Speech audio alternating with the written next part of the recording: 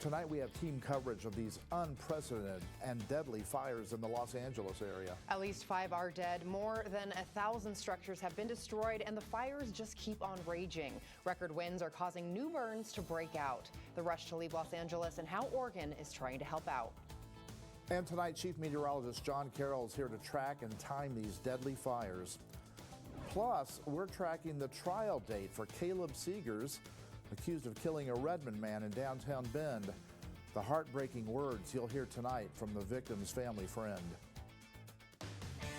Now from Central Oregon's news leader, this is News Channel 21 at 5 with Lee Anderson and Lindsay Harris. Good evening. We're tracking the devastating Los Angeles wildfires.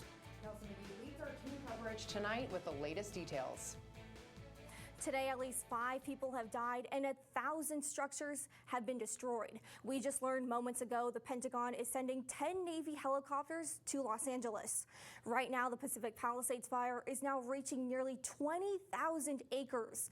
And the record winds Los Angeles is experiencing has caused other extremely dangerous fires to break out. At this hour, 80,000 are under mandatory evacuation orders and 400,000 are without power. The fires were sparked by a combination of dry conditions and powerful winds and are having a huge effect far beyond the danger zones. Lee, Lindsay, back to you.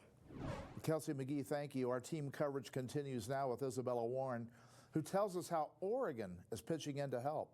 13 hours north of Los Angeles, and Central Oregon fire crews have packed up and are on the way to Pacific Palisades. We're going down with 6 departments, so we're represented by Black Butte, Redmond, Bend, Sisters Camp Sherman, Alfalfa, and Jefferson County Fire and EMS.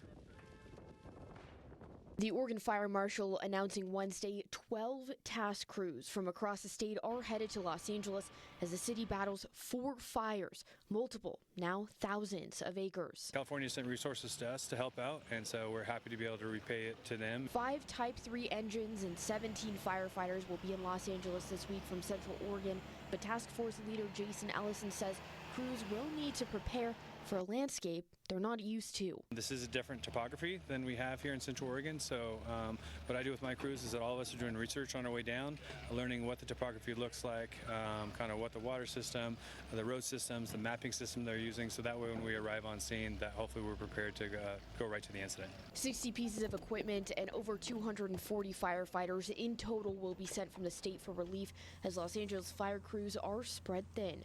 Footage obtained by News Channel 21 from Los Angeles fire crews shows the countless neighborhoods clouded in smoke and flames as side Oregon crews are now headed into. We just hope that the communities and our departments and our families, we just think about you and we thank you for your support, and really we're going to focus on the mission down there and do our job, and we'll get home safely. Now, something I want to point out is local crews I spoke to mentioned how early they are getting back into fighting wildfires after Oregon season ended around October. So that just gives them a few month break for many of the fire crews. Isabella Warren, News Channel 21. Let's turn our team coverage to Chief Meteorologist John Carroll. John, how quickly do these fires explode?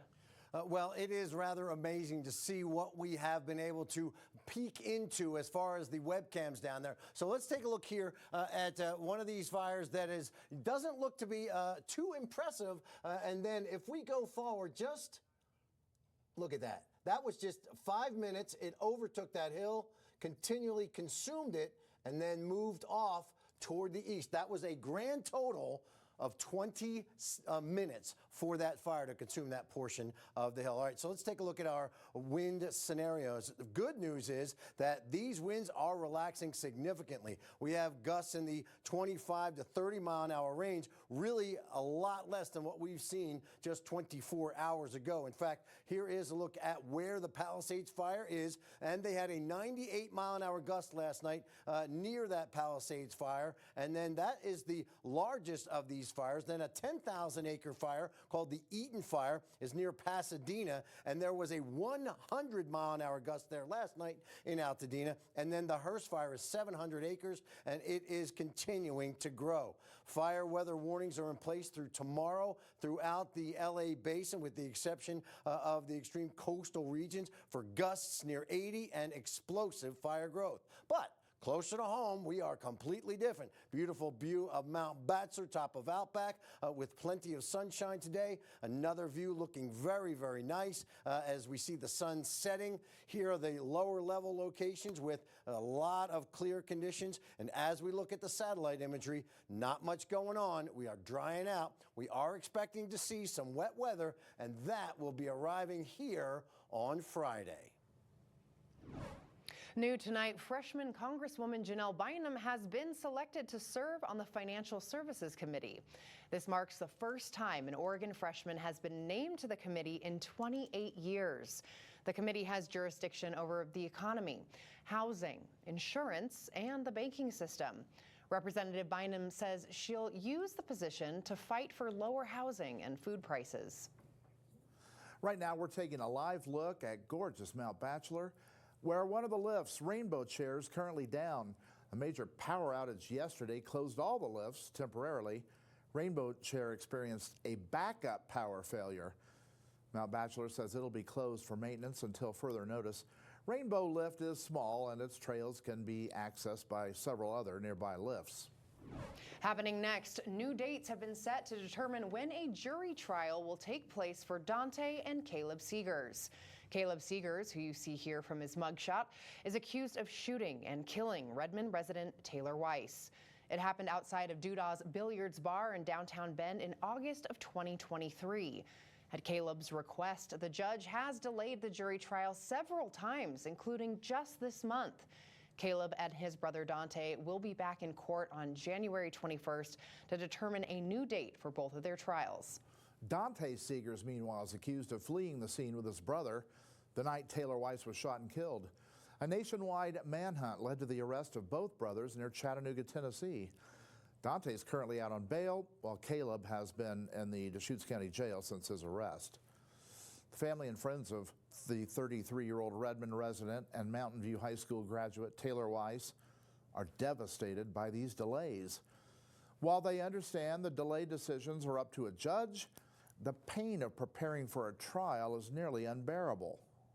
Disappointed, frustrated, and exhausted. That's how we feel today. The mental and emotional exhaustion of preparing impact statements, preparing to relive the worst time in our lives, to hear about Taylor struggling for his life on the sidewalk and his final moments, preparing to be face to face with the person who shattered our whole world.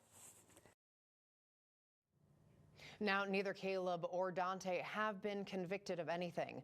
We'll be tracking when the new trial dates will be set for the brothers on January 21st. You can listen to the entire 2-minute audio segment from Taylor's family friend on this web story at KTVZ.com. Coming up tonight at 6, lawyers for Jay-Z are trying again to dismiss the sexual assault lawsuit against him and penalize the opposing lawyer. Plus, time's running out to ask Ben Mayor Melanie Keebler a question on the area's toughest topics. And at 6, after a year filled with drama and controversy, we spoke to current and former La Pine Park and Rec Board members about the path forward.